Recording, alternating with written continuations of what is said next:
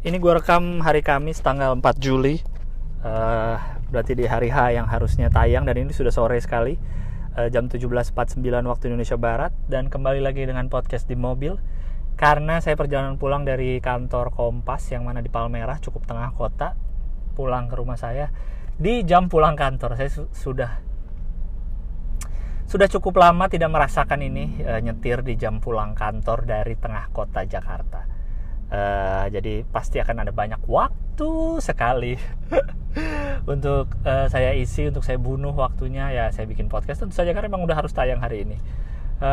Tadi baru keluar dari kantor Kompas saja. Kalau yang tahu daerah Jakarta Selatan, tahu daerah Jakarta, daerah Palmerah, tahu kantor Kompas Gramedia. Nah saya baru keluar situ, jalan apa namanya nih ya, Tentara Pejuang apa sih nama jalan ini, itulah. Langsung disambut dengan kemacetan, tumben. Kayaknya gue udah lama juga gak pulang dari Kompas jam-jam segini. Biasanya tuh masih agak lowong, ntar baru pas udah deket rel, pas udah mau putar balik ke arah jalan panjang tuh baru macet. Tapi kalau ini baru keluar sudah macet. Padahal kemarin hari Selasa gue cukup merasakan kekosongan. Pagi-pagi gue merasakan jalanan, gue ada kerjaan pagi lah di daerah Kuningan, Jakarta Selatan. Gue udah takut kan, ini macet banget nih, barang sama orang berangkat kerja kan. Ternyata tidak semacet itu, cukup kaget gue. Dan ternyata pas lihat di Twitter lagi libur sekolah ya. Jadi libur sekolah tuh cukup membuat kemacetan tuh berkurang. Selain kalau lebaran jelas, sangat berkurang. Kalau libur sekolah ternyata juga lumayan ngaruhnya. Tapi hari ini tampaknya nggak tahu ya, ini jam pulang kantornya lagi gila banget. Gue udah cukup ngecek maps apakah lewat Jalan Panjang atau lewat Semanggi Sudirman. Kayaknya pengen lewat Semanggi Sudirman, kayaknya nggak terlalu macet ya, tapi nggak tahu lah ya. Nggak. Sekian podcast laporan jalanan hari ini. Kembali lagi ke NTMC Polda Metro.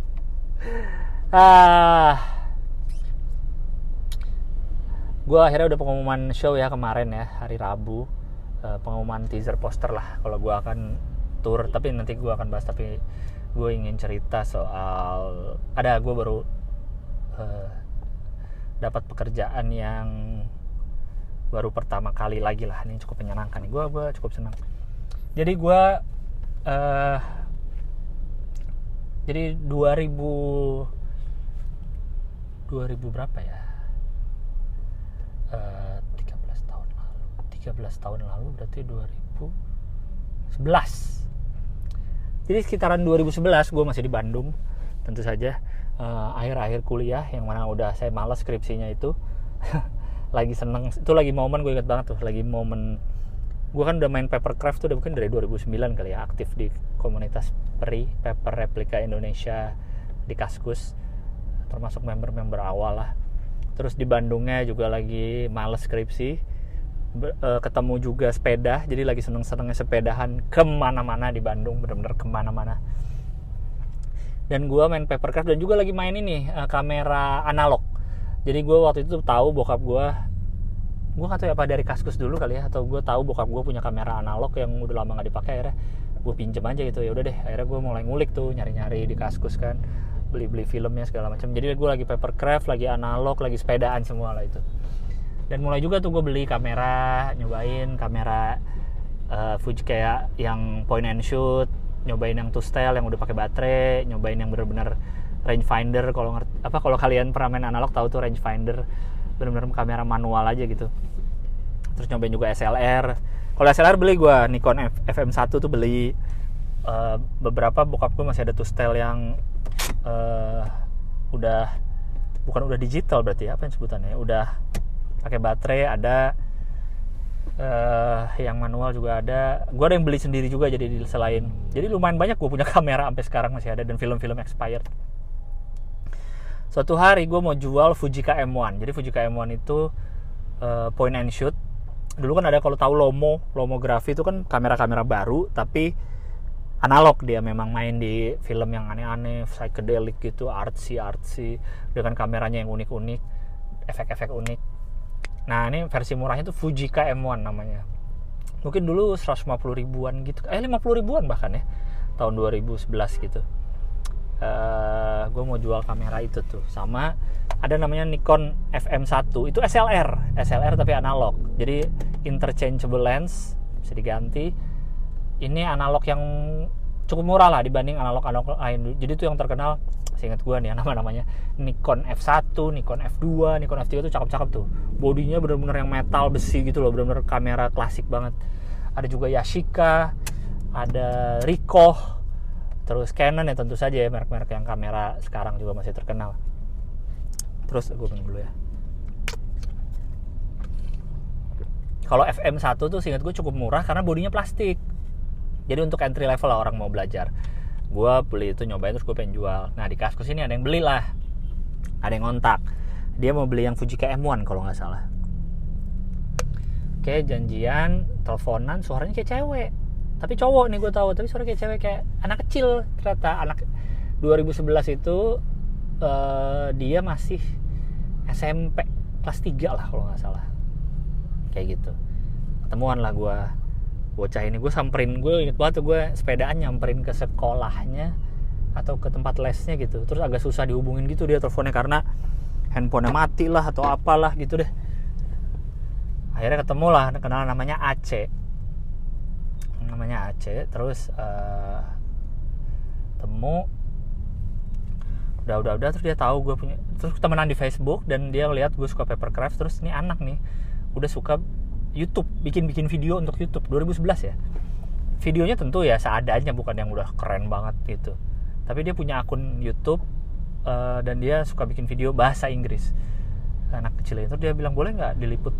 Dia pengen beli, dia mau ngeliput papercraft lah gitu, tolong bawa papercraft. Masih ada tuh, gue soalnya sempat lihat konvonya lagi di Facebook gue, lucu banget. Bawa papercraftnya yang setengah jadi, ntar biar dibikin, di videoin gitu. Datanglah, ketemuan di Taman Dago Cikapayang tuh yang ada tulisan DAGO, tapi yang masih yang versi lama ya. Sekarang kan DAGO-nya udah baru setahu gue.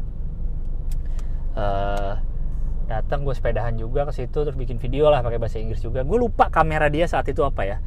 Kayaknya bukan handphone kayaknya terlalu VGA, terlalu apa, handphone ya, atau handycam, gue agak lupa sih. Pokoknya itulah, dia bikin video gitu-gitu. Dan dia beli juga, jadi dia 2 kali beli kamera dari gue, Fuji M1 sama FM1 Nikon SLR. Udah kemarin inilah, belum lama lah, mungkin bulan lalu lah ya, sebulan 2 bulan lalu. Gue kan masih suka buka Facebook, cuma ngecek aja lah. Kadang ngecek, ya lihat home, terus lihat memories, foto-foto lama gitu, tawa-tawa lihat foto-foto lama aja Facebook. Nah kan sekarang Facebook itu kan udah connect ke Instagram lah, beberapa orang kan sudah mengkonekkan. Jadi apa yang lu posting di Instagram bisa mirroring ngepost di Facebook juga kalau lu mau. Nah si Aceh ini gue liat aktif nih, dan gue lihat postingan-postingannya, dia bikin film gitu, syuting-syutingan. Jadi gue kayak, anjing, nih anak yang dulu videoin gue syuting beneran jadi pekerjaannya ya. Waktu itu gue nggak tahu ya, entah, kayaknya director sih, kelihatan dia kayaknya director nih, persyutingan lah, keren juga nih anak gitu. Akhirnya gue cari Instagramnya, karena Instagramnya bukan nama asli lah atau apa, gue cari-cari kan nggak ketemu, sampai dapet lah karena dia posting story mirroring ke Facebook, ada nama Instagram dia, gue follow lah dan gue chat DM, bilang, anjir lu jadi filmmaker beneran ya, gue bilang, gitu. Dia masih ingat gue juga lah. Gue merasa dulu, gue ngeliat dia tuh, merasa dulu dia kecil banget karena gue ketemu dia saat dia SMP ya kan. Gue udah akhir kuliah, mungkin umur gue kan udah 13 tahun lalu, berarti kan umur gue sudah 22 lah, mungkin 21, 22 gitu. Jadi gue merasa dia masih anak kecil banget. Pas gue liat IG-nya, dia udah punya anak juga, udah nikah segala macam kan. Terus DM-an lah kita kan, chat DM, kapan deh kita ketemuan yuk kak, aku di Jakarta juga gitu. Dia manggil gue kak gitu kan, di Jakarta juga kok, gini, oke gitu-gitulah. Belum nih, masih rencana ketemuan. Sampai tiba-tiba dia nawarin, kak jadi komedi konsultan mau nggak gitu. Wah, boleh aja nih. Buat apa? Branded film gitu. Gue bilang, branded film itu apa? Ini jadi kayak brand mau launching produk itu dia suka bikin film pendek buat di sosmed gitu kan. Kalau pasti lu sering lihat kan, iklan tapi sebenarnya iklan sih bukan film sih, tapi ya iklan pendek untuk di sosmed tapi ada brandnya gitu, tapi pengennya lucu-lucuan kan, lagi tren tuh. Ayo aja gue bilang, ya udahlah, terjadilah. Mungkin gue belum bisa ceritain dulu kali ya brandnya. Terjadilah silaturahmi membawa rezeki itu. Kocak banget menurut gue. Terus kemarin lah, jadi videonya ada beberapa, jadi bukan satu film panjang, jadi video pendek gitu, tapi ada beberapa part lah, beberapa seri lah gitu. Kemarin hari Selasa baru syuting untuk 2 episode. Jadi itu pengalaman pertama gue menjadi komedi konsultan untuk iklan, dan pengalaman syuting iklan sosmed gitu. Dan gue kan udah lama nih nggak produksian syuting kayak syuting film series kan, gue udah lama. Dan gue kan gue tuh orang yang cukup suka melihat alat-alat. Kalau syuting TV juga gue suka tuh merhatiin kamera, alat-alatnya gitu. Jadi gue seneng banget kemarin melihat. Akhirnya gue ketemu dong, pokoknya gue udah ketemuan lah sama si Aceh ini. Udah ketemuan akhirnya setelah 13 tahun. Dan gue kan merasa dia anak kecil ya, karena waktu ketemu dia masih SMP kan. Terus gue tanya, lu tuh kelahiran berapa sih sebenarnya gitu. Dia ternyata kelahiran 96, yang mana hanya beda setahun sama istri gue tuh 95, lebih tua setahun. Berarti lu sebenarnya nggak seanak kecil itu gitu sekarang. Karena kan kita kalau pas zaman sekolah kuliah tuh kan merasa perbedaan umur tuh jauh banget gitu ya. Tapi saat kita udah di dunia kerja, udah nggak peduli lagi perbedaan umurnya. Gue sama Bang Abdul 19 tahun bedanya gitu kan, sama siapa mungkin lebih tua lagi, tapi baik-baik aja. Kalau di dunia kerja mah perbedaan umur berapa nggak terlalu berasa, tapi kan kalau dulu masih sekolah kuliah kan kayaknya tuh jauh.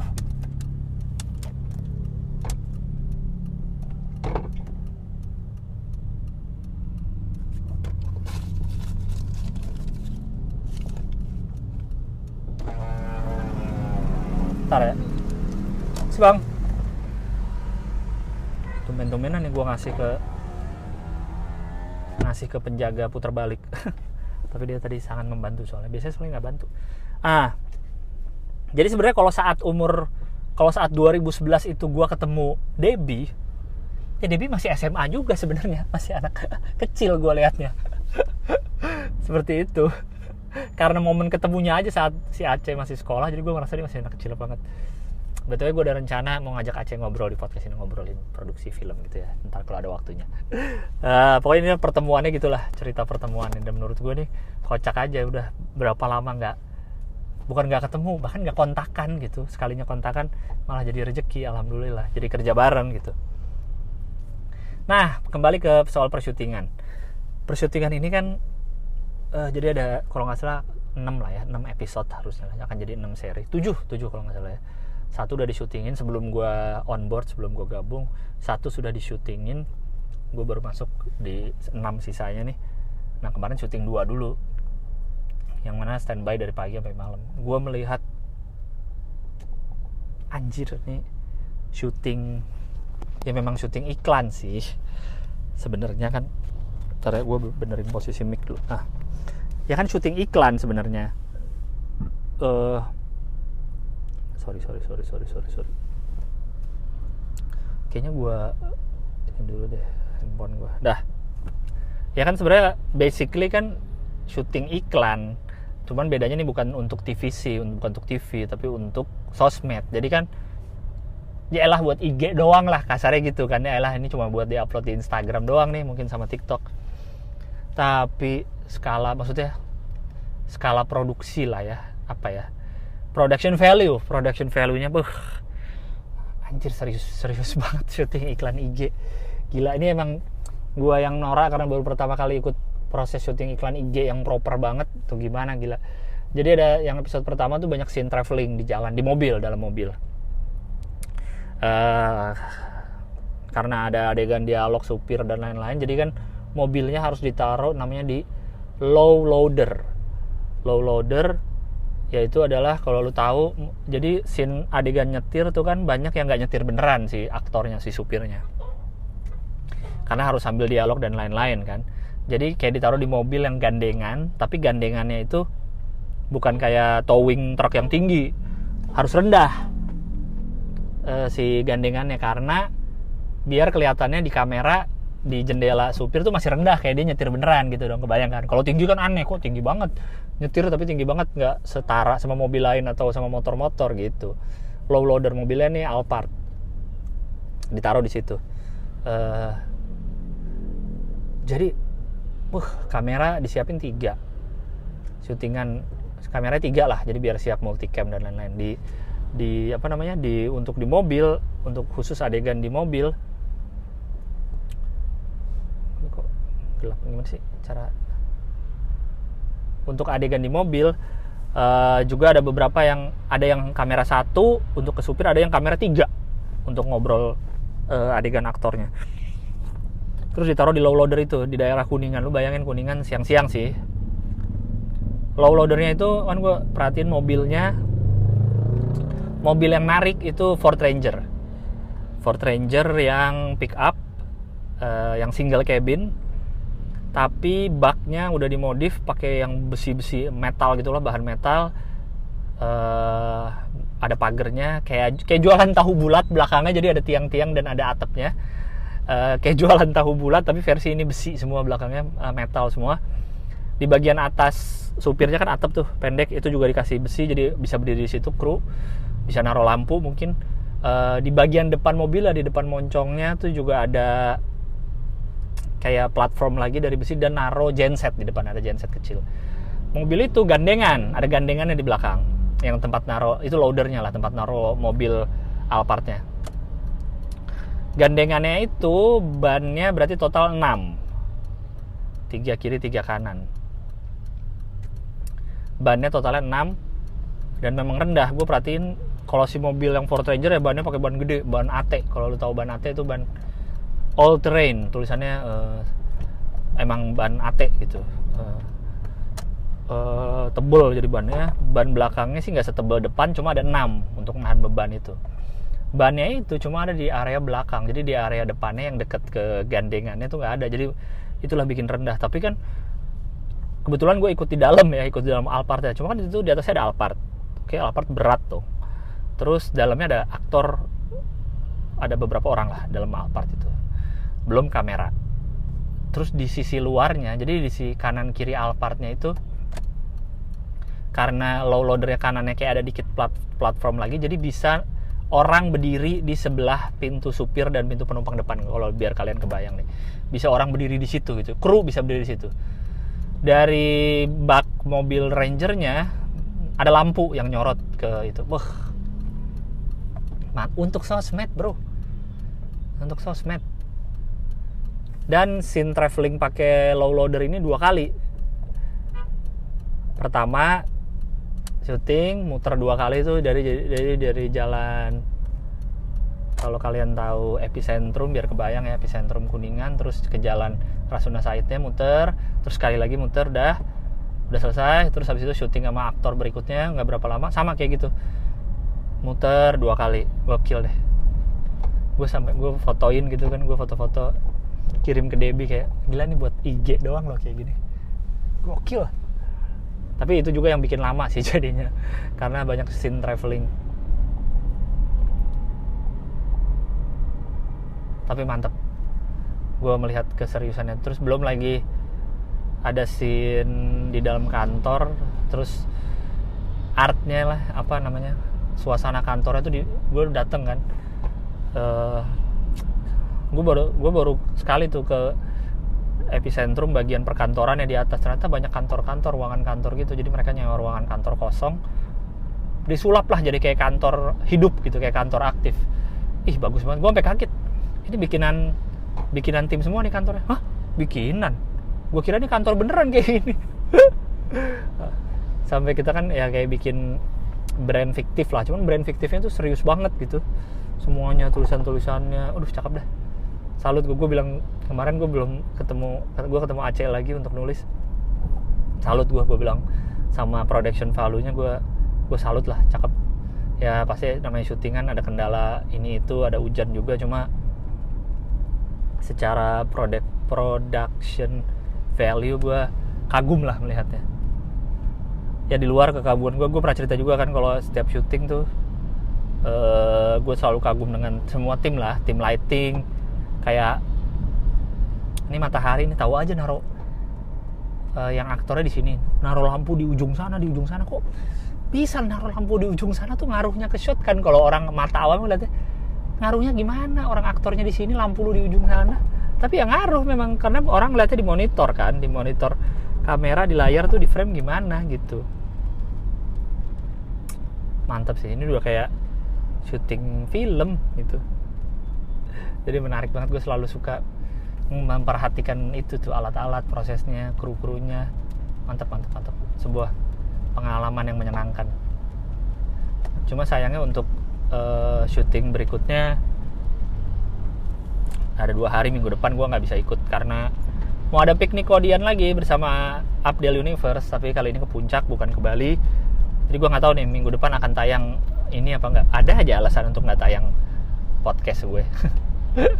Ya mungkin gue tayangnya Jumat kali ya, biar di puncaknya bisa fokus santai gitu. Ngapain fokus bikin podcast anjing. Begitu mungkin, tapi nggak tahu sih kalau gue niat mau bikin juga. Itulah. Tapi proses syuting belum selesai, masih minggu depan syuting lagi, dan proses nulisnya juga gue sebagai comedi konsultan belum kelar juga sih, masih kerjaan masih ongoing ini. Cuman ya gue pengen menceritakan betapa serunya. Ya capek sih, cuma gue suka aja memperhatikan segala macamnya itu ya. Timnya anak muda-muda, kebanyakan kayaknya anak IKJ deh. Jadi si teman gue ini dia kuliah di IKJ gitu. Seru lah. Perhatikan kalau ini iklan-iklan yang kalian lihat di Instagram tuh proper banget bikinnya, gila. Gua ngelihat bikinan misalnya emang ini influencer aja nih gitu, emang buzzer aja yang bikin gitu ya, KOL gitu ya, Key Opinion Leader. Kalau dia yang bikin niat aja udah kagum kan, apalagi ini emang pakai tim yang memang tim niat gitu. Cakep sih. Gue sebelumnya dikasih lihat juga kan hasil karya mereka di brand produk sebelumnya. Ya emang niat gitu, proper banget produksinya. Jadi mantep lah gitu. Yang kemarin juga insya Allah semoga hasilnya sesuai dengan ekspektasi kami lah gitu. Ya mungkin akan bisa dinikmati dalam bulan depan kali ya, Agustus kali mungkin udah pada tayang di sosmed brandnya. Jadi gue cukup menyenangkan nih kembali komedi konsultan setelah terakhir kan berarti Asyapmen ya gue ya. Belum ada lagi yang nulis begini gitu. Menyenangkan. Dan gue kemarin kan sudah pengumuman akan tur tahun ini.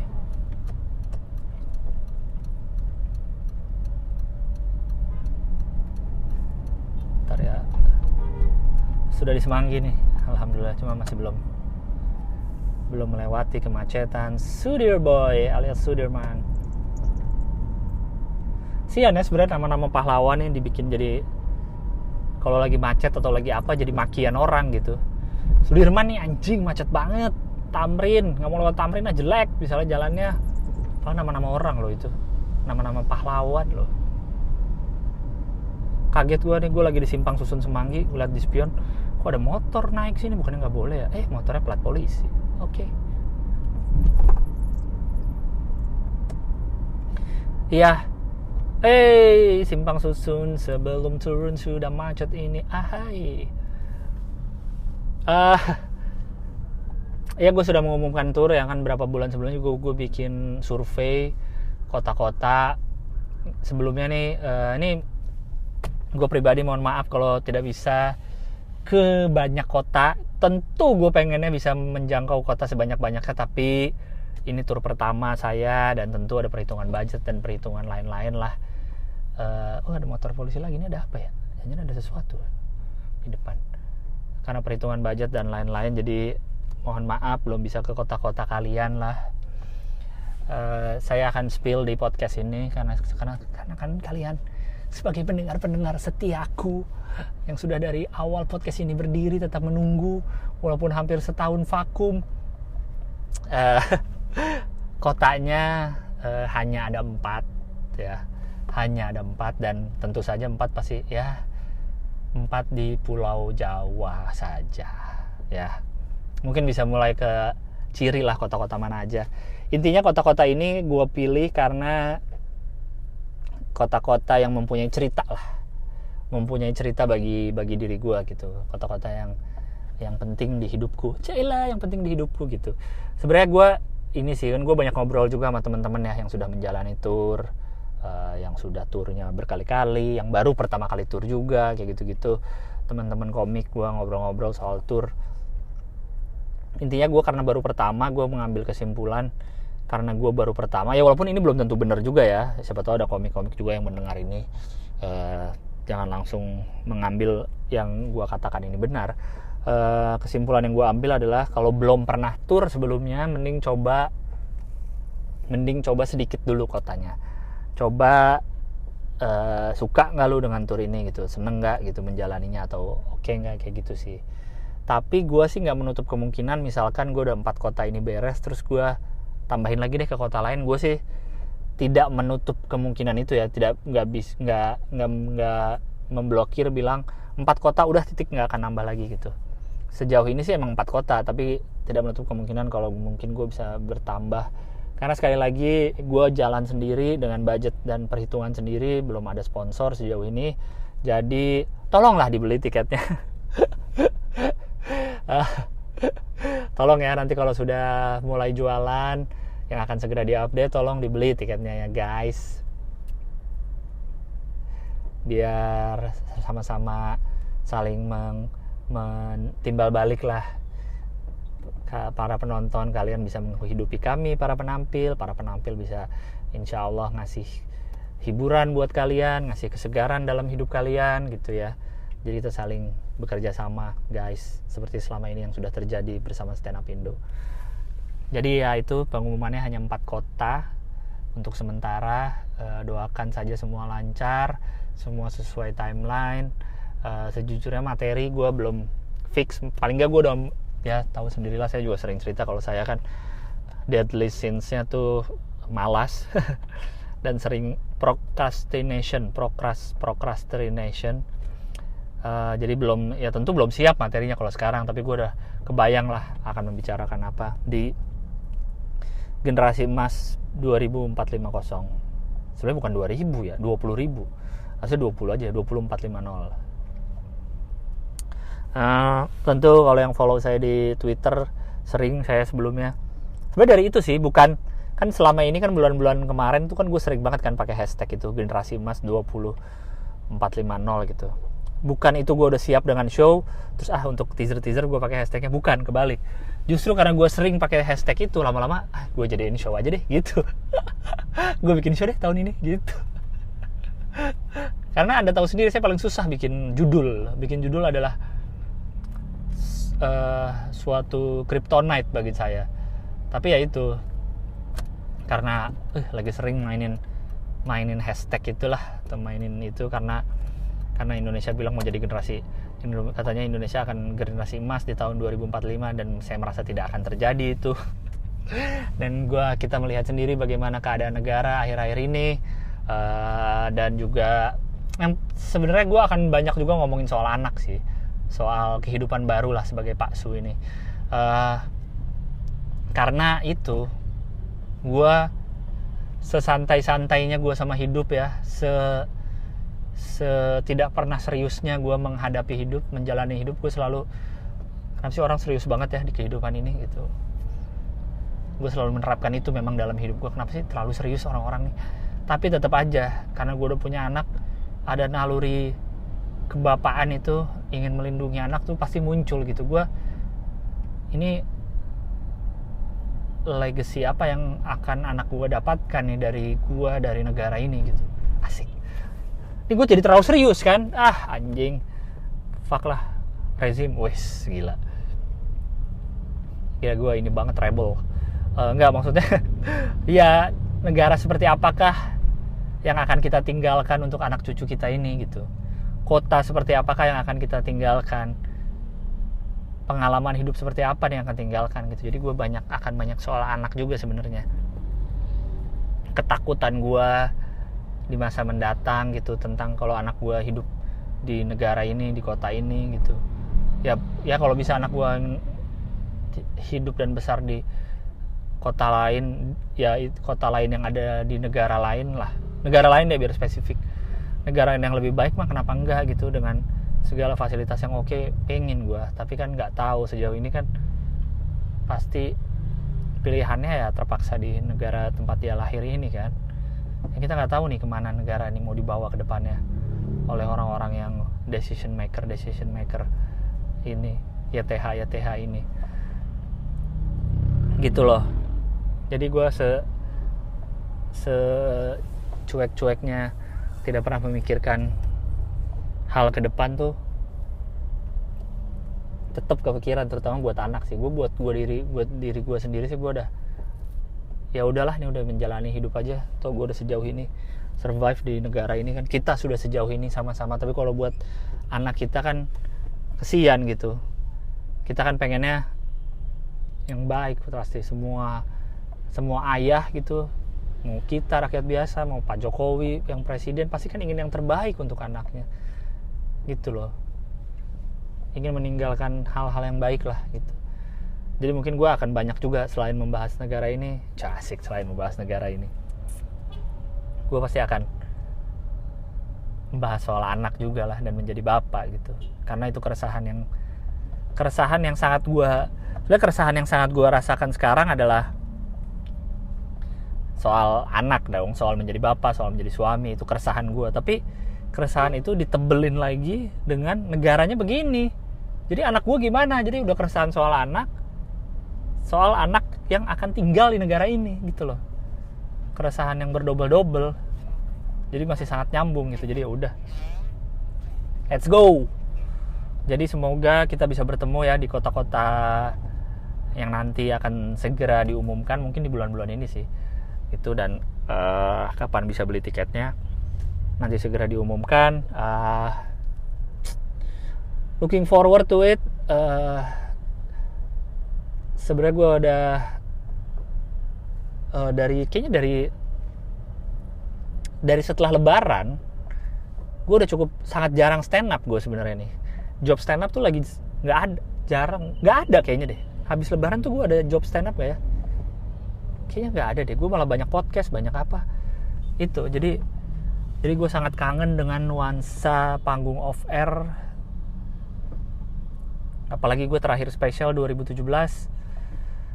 Jadi ya sangat menyenangkan, sangat excited lah untuk pertama kalinya gue akan melakukan tour. Sangat seneng gue. Mohon ya supportnya ya guys, teman-teman. Sekali lagi sorry kalau bisa belum menjangkau kota-kota kalian, tempat kalian berada. Sungguh pengen, kalau bisa mah doakan aja ada generasi emas tahap 2 tour. Walaupun misalnya gue udah terakhir di Jakarta gitu, ya nggak apa-apa juga kalau gue lanjutin lagi gitu, tidak masalah juga. Tidak ada yang bikin peraturan Jakarta harus terakhir, karena kebanyakan komik Jakarta terakhir kan belum tentu harus seperti itu. Jadi gue sih sangat terbuka dengan apapun yang terjadi. Seperti biasa, hidup tanpa rencana. Gini amat ya, gue udah deg-degan nih anjing. Gue habis ngeluarin, sebelum gue ngeluarin poster, gue tuh merasa Oktober tuh masih jauh. Kan gue sama hiburin sama Bata Effendi kan, dia ngingetin mulu. Tapi gue kayak nantilah poster, ntar lah, Oktober masih jauh. Oktober, ntar lagi anjir, gila kali. Ya. Support ya, I need your support guys. Gue udah sampai Sudirman nih ya, lumayan lah macetnya.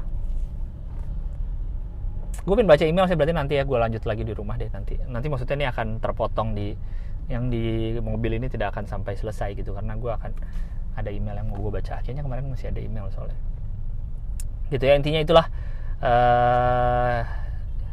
gue spill di sini. Akan 4 kota, akan mulai di Oktober, dan juga akan banyak teman-teman stand up yang lagi tour juga di dekat ini. Agustus ada Rio Duma Tubun, ada Jupri. Ini yang setahu gue ya, seingat gue ya, akhir tahun ada mulai Agustus juga tuh Abdur kotanya banyak banget, gokil loh Abdur, kotanya banyak bener. Ada Popon juga kalau nggak salah berapa kota, 5 kota apa ya.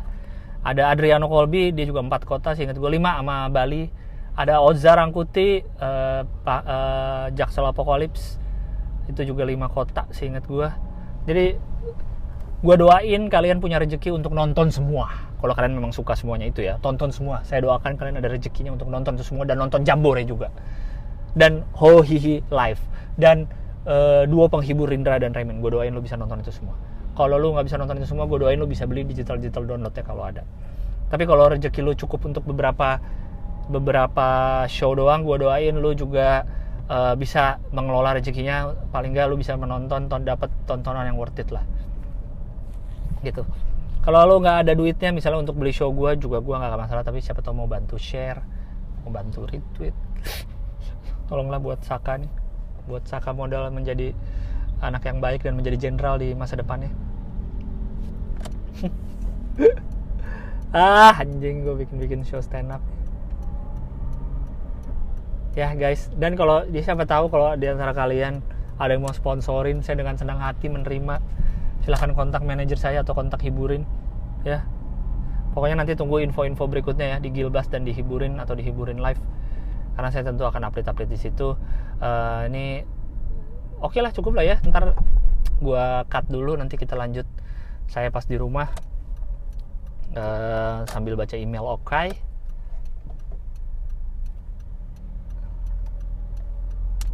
Tunggu, gue belok dulu deh biar bisa matiin rekaman.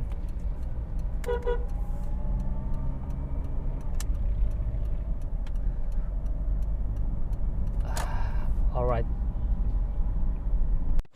Oke, sekali lanjutkan lagi. Ini udah di rumah, udah dari tadi sih di rumahnya. Ini udah jam 9:30 malam. Tadi gue kurang lebih perjalanan pulang ya kurang lebih berapa ya, 1,5 jam lah.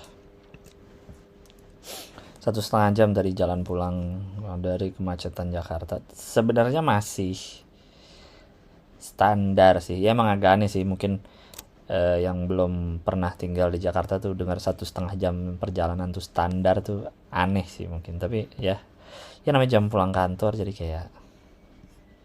kayak memaklumi lah perjalanan segitu, 1 jam, 1,5 jam. Gue biasa kalau pergi ya terutama ke tengah-tengah Jakarta gitu, spare waktu berangkat 1,5 jam sih. 1 jam lah, 1 jam dulu udah semakin mepet. Dulu mah 1 jam tuh ke Indosiar yang jauh ya. Sebagai info, Indosiar itu Jakarta Barat, gue Jakarta Selatan, dan dia Jakarta Baratnya lumayan jauh. Secara jarak 20 kilo, hampir 20 kilo. Gue kalau ke Indosiar dulu. Dan tuh sejam masih oke, masih nggak nyampe mepet gitu. Sekarang kayaknya udah nggak mungkin kalau jauh-jauh gitu, pasti 1,5 jam gitu sih. Alright, saya akan membacakan email yang sudah hadir di podcast biarlega@gmail.com. Silahkan kalau mau email ke situ ya. Ntar saya buka dulu. Seperti biasa belum saya buka. Tunggu. Internetnya lama. Tumben. Wait a minute. Udah. Oh. Clock out. Ntar ya. Login saya kayaknya otomatis kali ya, dalam beberapa waktu logout biar aman. Tuh kadang-kadang Google tuh dia tuh berubah, kadang jadi bahasa Indonesia, bahasa Inggris, bahasa Jawa. Nih random atau ngelihat apa sih? Sekarang Google gue jadi bahasa Jawa. Meh melebu. Tunggu ya. Nah, mau gue pause orang biarin aja nungguin orang lagi login email. Semua emailnya keluar. Melebu.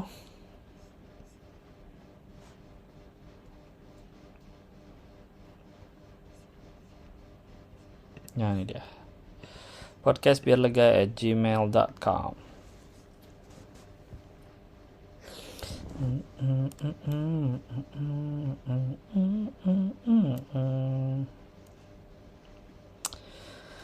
Terakhir kan Aries Girl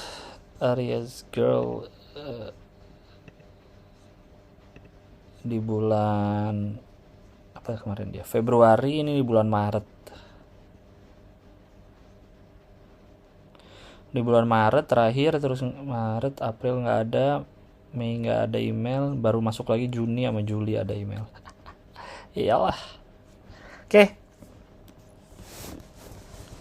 Nama nggak usah dibaca bang, judulnya After KKN. Halo Bang Gilbas, gue yang dulu ngirim email tentang KKN di salah satu desa di Majalengka. Gue yang bilang sebenarnya ini desa tidak di KKN-in juga baik-baik aja. Gue agak lupa, tapi kayaknya inget sih. Gue inget banget nulis email itu bener-bener saat abis kejadian survei masuk ke rumah yang udah kosong selama setahun. Dan ada kejadian orang mati di sana buat jadi tempat singgah gue sama teman-teman gue. Bener-bener di real time after lihat dari sana. Pas gue denger email itu dibacain yang padahal dikirimnya 2022, gue jadi keinget balik dan jadi pengen cerita lagi. Dikirimnya 2022, padahal terus gue bacainnya baru ya pasti. Oh ini KKN. Oh ya ini gue inget kayaknya. Ada nih. Oh ada beberapa kali juga email. Oke lanjut lagi, mana tadi? Salah. Ternyata KKN yang gue alami kemarin itu menjadi salah satu momen paling seru di hidup gue sejauh ini. Tak kenapa masih sulit gue lupain dan gue masih terbayang-bayang vibes-nya. Yang membuat gue sulit move on dari KKN itu bukan pada saat menjalankan tugas-tugas proker di sana, tapi saat kesehariannya setelah itu, seperti jam-jam kosong sebelum kegiatan, pergi jalan ke pasar, bakar sampah sambil ngobrol di jam 10 malam, eksplorasi di daerahnya, ngobrol bareng di ruang tengah base camp, hal-hal sederhana itu yang membuat terkadang kangen. Betul sih, ya maksudnya semua, kalau menurut gue kayak kuliah nih.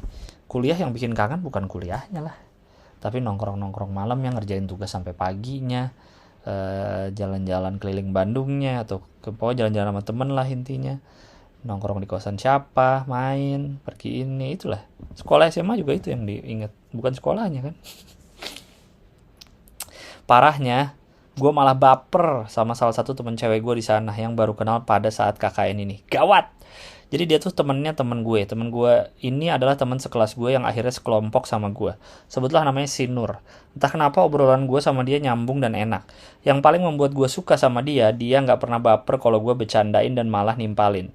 Tiap sore juga ortu Sinur ini kadang-kadang mampir karena rumahnya deket sama lokasi KKN ini. Gue juga suka ngobrol sama ortu Sinur ini dan jadi lumayan akrab.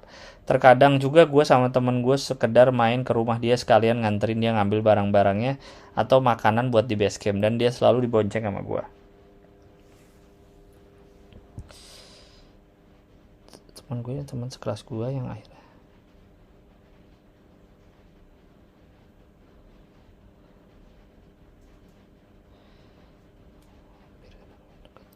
gue juga kok ada ortunya deket sama lokasi KKN. Gue juga ngobrol sama ortu Nur jadi akrab. Oke. Tapi kayaknya gue gak bakal nyampein perasaan gue deh ke dia, soalnya dia sendiri pernah bilang bahwa kita berdua ini teman. Artinya gue semacam udah diberi dinding pembatas. Memang pada saat itu dia masih ada pacar, tapi dia bilang mau putus karena udah gak nyaman, tapi bingung mutusinnya. Jadi dia bilang cuma formalitas aja. Ya walaupun gue bisa-bisa aja bilang kalau gue suka sama dia, tapi dengan resiko yang gue gak mau terima. Ya ini mereka menjadi tidak kenal dan jadi asing.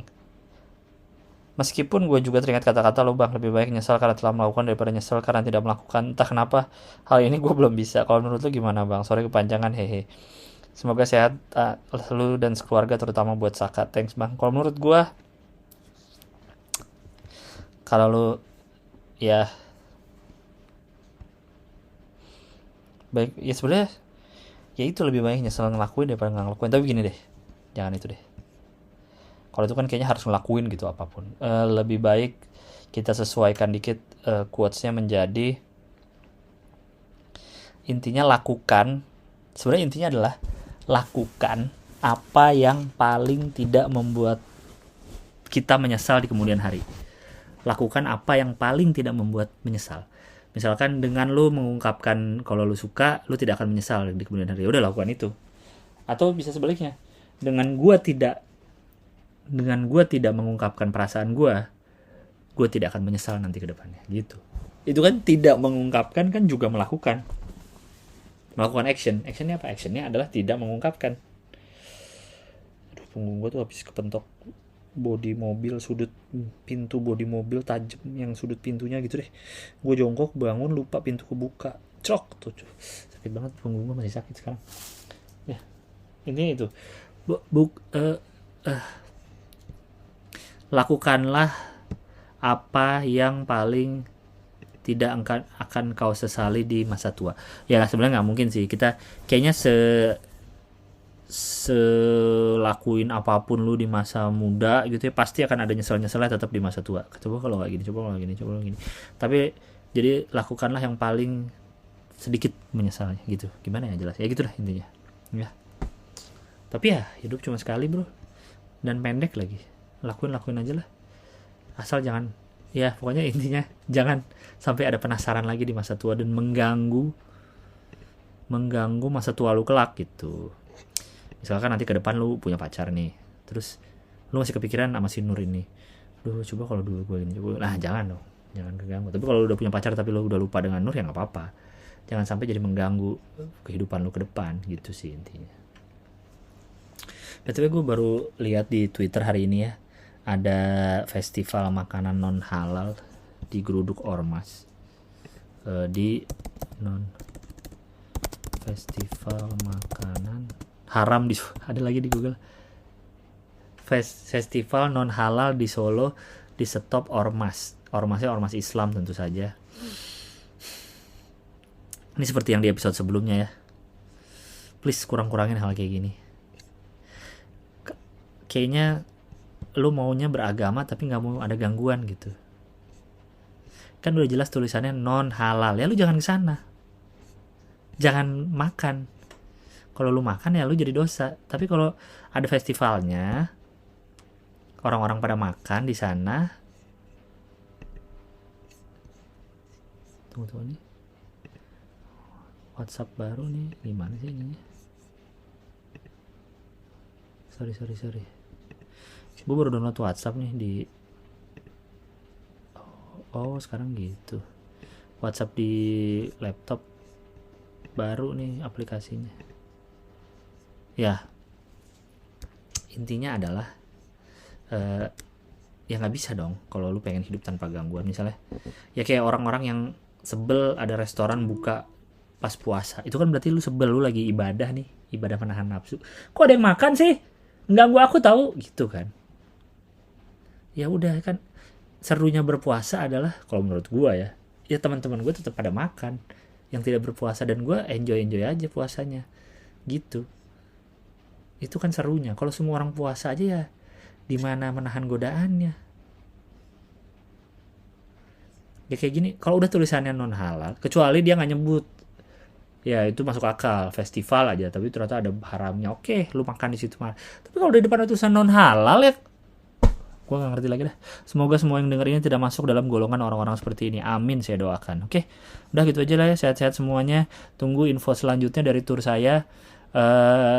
Sekalian promo semua acara yang berhubungan dengan gua ya. Ada Ho Hihi Live tanggal 10 Agustus di Jakarta, ada Double Punchline 24 Agustus di RRI Jakarta. Semua info ada di hiburin.id, atau kalau ada dari gua di s.id/gilbas. Ada di bio sosmed gua. Oke, dicek ya. Ditunggu info selanjutnya. Sampai jumpa di episode berikutnya.